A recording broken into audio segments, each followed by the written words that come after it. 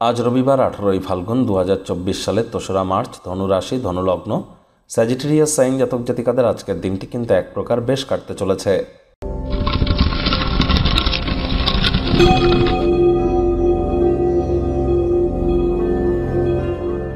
ভিডিওটির শুরুতে স্ক্রিনে আপনারা দেখতে পাচ্ছেন সূর্যদেবের প্রণাম মন্ত্র। ওম জবা কুসুম শঙ্কাশং কাশ্যপেয়ং মহাদুতিম ধন্তারিং সর্বপাপগ্নং প্রণতহস্মি দিবাকারাম।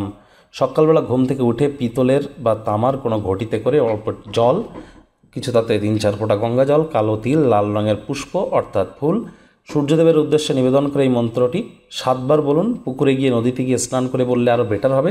ভিজে গাতেই আপনারা বলবেন, অত্যন্ত উপকৃত হবেন।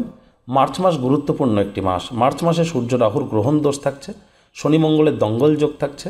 তাহলে অবশ্যই আপনাদের রাশির ক্ষেত্রে মার্চ মাসটি কেমন অতিবাহিত হবে অলরেডি কিন্তু চ্যানেলে একটি ভিডিও আপলোড করা হয়েছে, সময় সুযোগ বুঝে একবার দেখে বা শুনে নিতে ভুলবেন না। ভাগ্য মিটার আজ আপনাদের বলছে 8 আউট অফ 10 ভাগ্য আপনাদের অনুকূলেই থাকবে।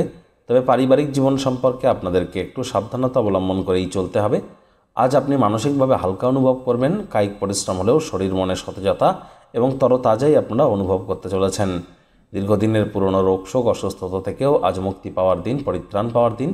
আকস্মিক অর্থকরীর আগমন আপনার জীবনে চলতে থাকা ব্যয়গুলিকে নিয়ন্ত্রণে রাখবে। নতুন উদ্যোগ পরিকল্পনার পাশাপাশি নতুন নির্মাণ কার্যের শুরুয়াতও আজ আপনারা করতেই পারেন, তবে তাড়াহুড়ো হঠকারিতা কিন্তু নয়। ভ্রমণের সুযোগে অন্বেষণ করতে পারেন, ভ্রমণযোগ প্রবল আজ আপনাদের। চাকরিজীবী যারা আছেন, অফিসে আপনার সিনিয়ররা আপনার সাথে ভালো সাজার অভিনয় করবে। আজ রবিবার হলেও ছুটির দিন, অনেককে অফিসে যেতে হয়। বস কলিগদের সাথে ভাব ভালোবাসা বৃদ্ধি করুন, কর্মের গতি বৃদ্ধি করুন। আর আপনাদের আজ প্রেমিক প্রেমিকা, স্বামী স্ত্রী উভয়ের ক্ষেত্রেই বলবো রোম্যান্সের প্রভূত পরিমাণে সুযোগ আপনারা পাবেন। তৎসত্ত্বেও না ভাব ভালোবাসা, রোম্যান্স, না তর্ক বিতর্ক, অশান্তি, কোনটাতেই বাড়াবাড়ি যেন করবেন না। তৃতীয় কোনো ব্যক্তিকে আপনাদের সম্পর্কের মধ্যে প্রবেশ করতে দিলে সম্পর্কের দুর্বলতা আরও বেড়ে যেতে পারে। পরিবারের প্রয়োজনীয়তার সাথে নিজেকে খাপ খাইয়ে নেওয়ার চেষ্টা করুন। ভ্রমণের সুযোগ অন্বেষণ করুন। পরিবার পরিজন, নিকটস্থানীয় ব্যক্তিবর্গদের উপরে জোর করে নিজের মতামতকে জাহির যেন করতে যাবেন না। ছোটোখাটো ব্যাপারে অন্যের ভুল ত্রুটি ধরার স্বভাব থাকলে ত্যাগ করুন, তাহলে তাই করব।